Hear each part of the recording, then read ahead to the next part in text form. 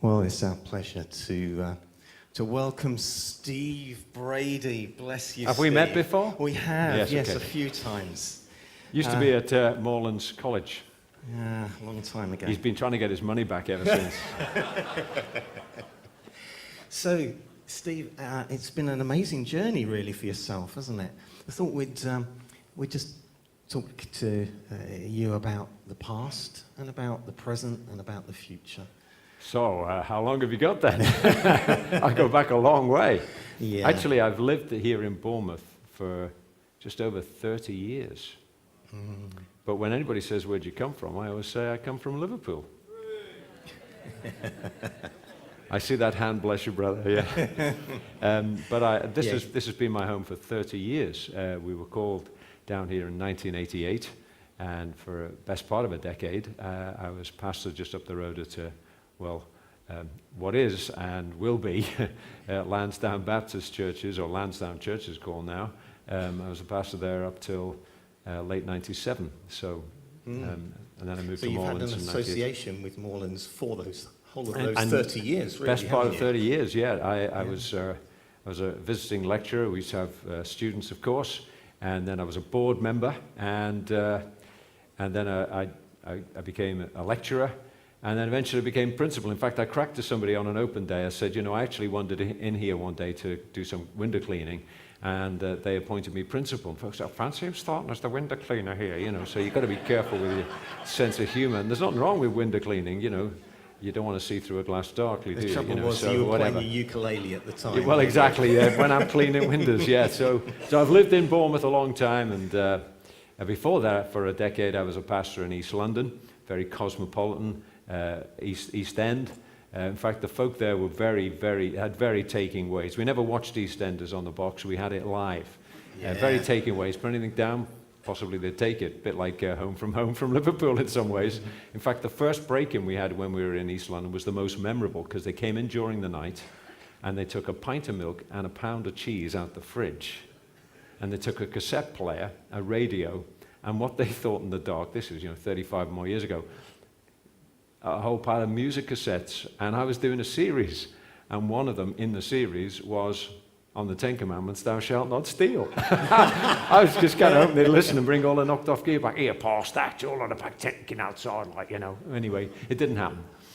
So that's a past, and before that I was in Leicester, and before that, just before we went to Leicester in 75, 3 weeks before I was ordained, I was married to Brenda, my wife of 42 plus years. Wonderful. And I was at Morelands when you became principal. I remember they used to print a newsletter called Moorings. Yes. And in the spring of 1999, you featured on the front page. I remember being kind of hoisted on students' shoulders. Yeah, and we might even have a picture of it coming up in a moment if they can. Oh yeah, there we go. Look at that. Yes, yeah, there you go. Yeah. And the next slide is actually a better one of the picture. There you go. Oh, when I was younger, so much younger than today. Yes, with a moustache as well. Well, there we go. That didn't last very long, did it? It lasted a long time, but there is a reason why I got rid of it, but I won't go into that now. And the amazing thing was that when you actually became principal, your induction service was here. It was. At the it was Wessex Christian Centre. It was because of my long-standing friendship, amongst other things, with Brian down there and his Julian and the team here, and I'd first preached here well over 20 years ago. So it's always felt like a great place to come home to. Yes. Yeah, I remember it acutely because Doug Bartlett asked me if I would lead worship that night. And I got proof as well. There you go, up there.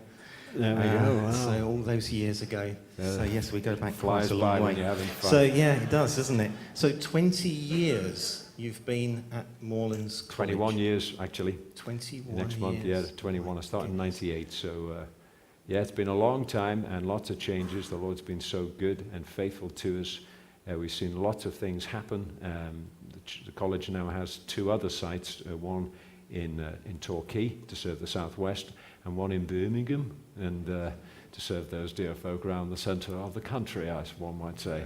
But actually, we draw in students there, and plans for one or two other places as well. So, but at rock bottom, we are still trying to give our students the spa treatment. I was with a guy in Ireland, I didn't know who he was, and he said, so what's your unique selling point, Steve? I said, well, we give our students the spa treatment, John. He said, what does that mean? I said, well, you may have heard of spa shops. He said, surely. I said, well, we use SBAR as an acronym. We want our students to be spiritually on fire, practically trained as pastors, evangelists, missionaries, or whatever, academically credible, to love God with their minds, and relationally skilled and able to get on with people. And he said, I really like that. I'm head of spa shops here in Northern Ireland. I said, hey, John, if you don't support Morelands, we'll have to think you're using Tesco instead. Theological, evangelical, spiritual. He said, I got the message. Wonderful. So yes, many changes, and Moreland's logo has just changed again, hasn't it? Yeah, so it's gone new kind of signs on the it's car gone park. from blue to red, and that's kind of a dagger into the heart of dear. any Evertonian, so that's why I'm leaving. So, yes, you're leaving on a jet plane. Are your bags packed? Well, that's the song, isn't it? You know, my bags are packed, I'm ready to go. You know, I'm leaving on a jet plane. Some of the bags I haven't even found yet, and I'm going a week on Monday, but I'm relaxed about it because I have this arrangement with American Airlines that if I'm not there on time, they're going to leave without me. So it kind of concentrates the mind a little bit. Yeah, and Morelands have just celebrated 70 years. It has, yep. I wasn't there at its inception. I was in Specsavers a little while ago, this is true, just along in Boscombe, and this older lady was taking my details down, and I said, is that right, I get a free eye test? And she said, why? And I said, well, I thought, you know, you were 60, you got a free eye test. And she very kindly said, you're never 60. And I said, you should have gone to Specsavers. Then she was gone. She was finished. Almost didn't get my eye test. Yeah. So you're moving on? Yeah, I'm leaving on a jet plane. Over 20 years ago, I got a call one afternoon when I was lecturing at Morelands. I wasn't lecturing when I got the call, if you understand what I mean. I hadn't become principal, and this guy said, good afternoon, Dr. Brady.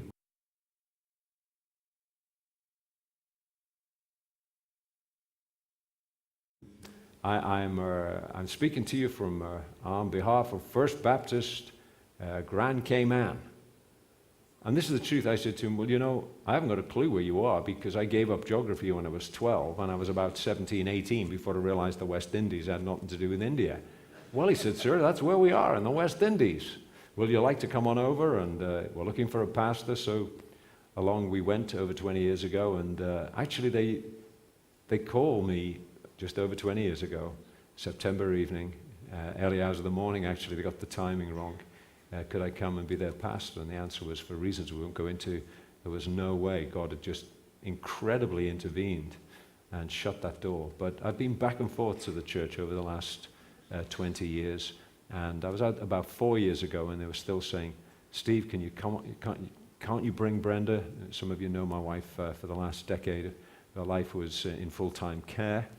And I said, I can't.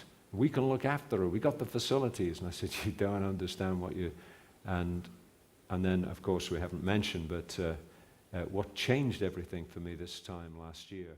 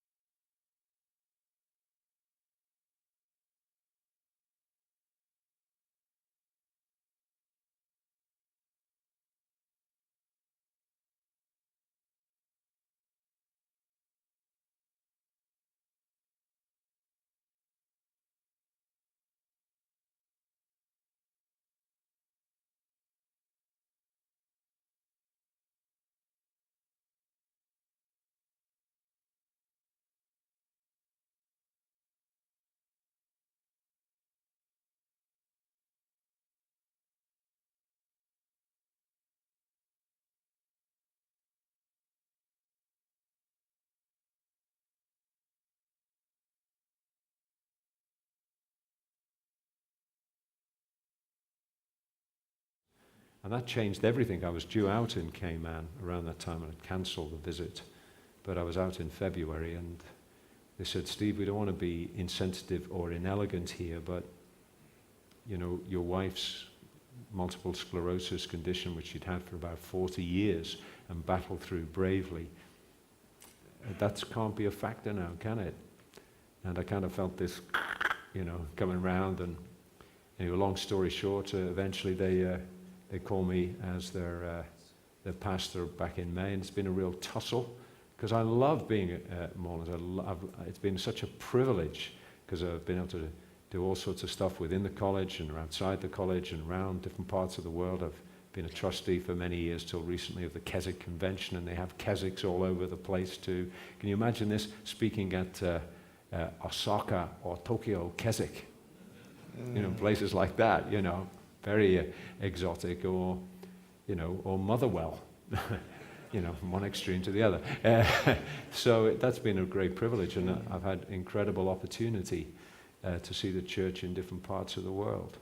And yet, at one level, anybody says, what's your gift? Well, when you're born with that, I'm just an inner city kid who was saved by the grace of God when I was 16. From an own church going background, but want to get into God's word and to teach it and to preach it and to share the gospel, and to do that in the context of a local church, consume the first 20 odd years of my ministry. And this is an opportunity. I don't know if you can put any of those slides up of Grand Cayman, or you got something coming, but Cayman just hangs off Cuba. It's a little tiny place. It's only about 22 miles long, about 7 miles wide, and 60 feet high at most. So that when a tsunami of a wave comes, as it did in 2004, it did through the Caribbean $26.2 billion worth of damage. But it's a very cosmopolitan island. 130 nationalities are on it. And it's a high-tech and one of the most leading finance centers in the world. So there's 3 major professions in Grand Cayman, as far as I can work out. There are accountants and lawyers, because of all the billions of dollars that go through. And interestingly, quite a number of folks seem to work in the dry cleaning business. It's called money laundering, I'm told. So who knows? And such people need the gospel. But that said, it's a great place, and the church itself is very cosmopolitan. It takes me much more back to being a pastor in East London with a very cosmopolitan church there as well. So it's multiracial and somewhat multicultural, because Americans, Brits, and folk from all around the world there, as well as native Caymanians who are God's people. Yes, and so the assistant pastor is Brad from... Yeah, Bentley is from Jamaica. Yeah, yes. And he Your man. Yeah, he came. He left Morelands 10 years ago. I can remember when he started. It was only getting to like this time of the year. It wasn't absolutely cold, and he looked like one of God's frozen assets. I can see him walking along, and I said, "Hey, Bentley, you better come to my office. I got these leather jackets," and I said, "Now stick this on you, son, because you're just going to freeze." And I asked him, "Has he still got the leather jacket?" No, he hasn't. But anyway, there we are. It's the thought that counts. Yeah. So that's the kind of place it is. Yeah, Bentley is a lovely man. By the way, do you know all that wonderful hot summer we had? Yeah? That's normal. There's a word for that in Cayman. Winter. Yeah. We've got a little video.